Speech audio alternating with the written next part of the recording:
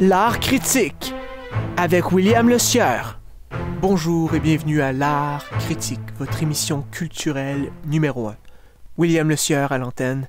Et oui, l'homme à la voix tellement douce qu'elle peut réconforter un bébé ours en panique est avec vous pour vous faire découvrir ou oublier certaines choses de la scène culturelle mondiale.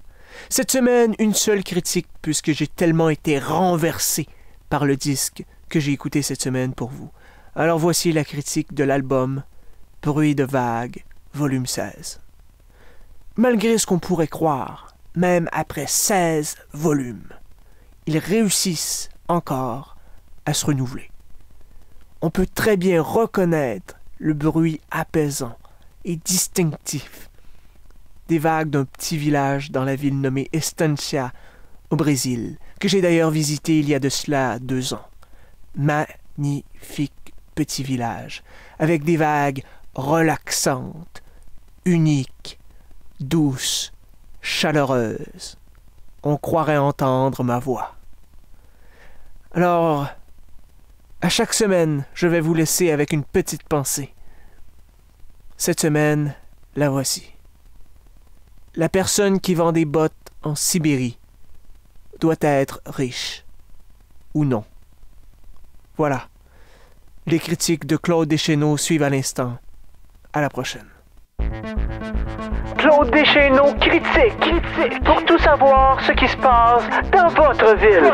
Plus besoin de penser, t'as Claude Deschenaux. Voici la critique de Claude Deschenaux. Le théâtre de l'expérimental nous présente en ouverture de rideau « Je me suis fait frauder », une pièce psychologique qui n'a pas peur de dénoncer. Le jeu des acteurs, d'une impressionnante justesse, nous plonge dans la vie d'un homme qui se ruine dans des séances de psychanalyse et se découvre toutes sortes de maladies. Une pièce qui fait réfléchir. Les séances de l'Assemblée nationale débutent cette nouvelle saison en force. Un contenu drôle et efficace. Le tout est bien réalisé et surtout bien écrit. Je pense que je suis un peu perdu là. Est-ce qu'on pourrait refaire le vote, Monsieur le Président? Après un passage remarqué au petit écran ainsi que dans sa version bande dessinée, la commission Carbonneau fait le grand saut au cinéma. Le concept qui est de faire le procès d'anciens dirigeants du Canadien de Montréal pour savoir ce qui cause tant de défaites ne marche pas aussi bien au grand écran.